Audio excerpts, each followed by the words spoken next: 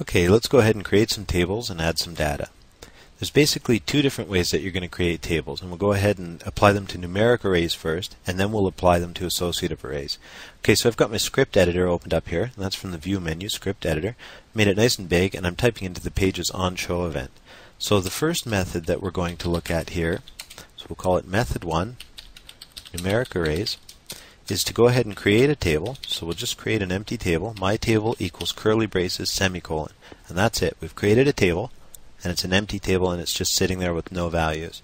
Okay, so we would actually go, using this first method, we would actually go back and create some numerically indexed values. So for example, in index position 1, we would type, for example, the word apple. In index position 2, I'm going to go ahead and type in the word orange, and in index position 3 I'm going to type in the word banana. Okay, so I've created a table called My Table.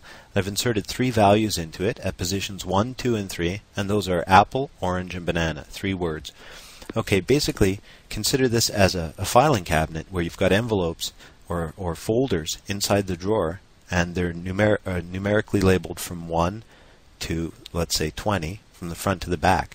In this case, we put apple in the first one, orange in the second one, and third in the banana. So basically we're organizing our table in a way that we can later index those values and retrieve them. We'll look at that in the next lesson though. So method 1 for creating a table is to create a blank table using those curly braces and then adding values afterward.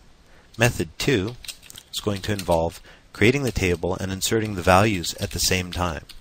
Okay, so let's go ahead and do that. So we'll say my table equals, we've got the curly braces again.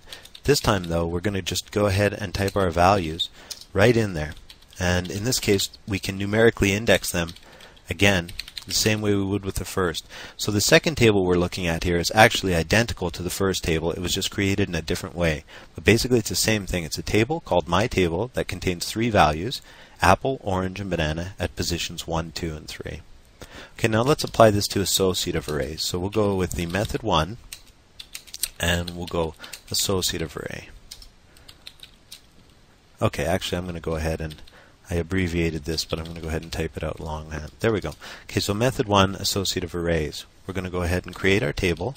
Again, we're just saying my table, that's the value I've chosen. You can name it anything you want, equals curly braces, semicolon. Okay, so we've created that table and it's just sitting there empty. Now in this case, let's say we were storing some data about a student and we wanted to associate these values with, for example, string values instead of numeric values. So I could go through here and let's say I want to store the student's name. So we'll go ahead and add that value. So we say my table name equals Jim. Then we'll say my table, for example, classroom equals, and in this case we'll say, I'll just make something up, and we'll insert a third value for balance here. So we'll say my table, for example, subject equals, say, science 30. Okay, so there's a little example. So basically we took the same method as we used above, but now we've made an associative array. So now we can access this data later, for example, by these name associations, such as name, classroom, subject, etc. And we're going to go ahead now and look at the method 2 with an associative array. So there we go. And in this particular case, you've probably guessed it already. We just do the same thing we did in the upper part. So we've got the curly braces, and we're just going to create variable values inside here. So for example, name equals Jim. Okay, and these are, when I say variable values, these are values within the table, okay? So don't misunderstand. We're creating a table and we're inserting these associative values within that table, okay? So name equals Jim. Classroom equals, what did I type there?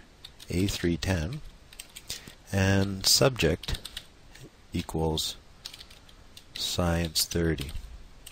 Okay, now again, these two tables that we've created here are identical. We can access those values later according to those labels. So we can use dot notation or array notation, and we'll go through that in the next lesson.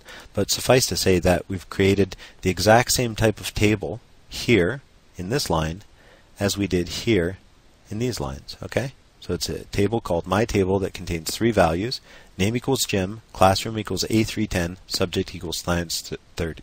So that's the gist of creating tables.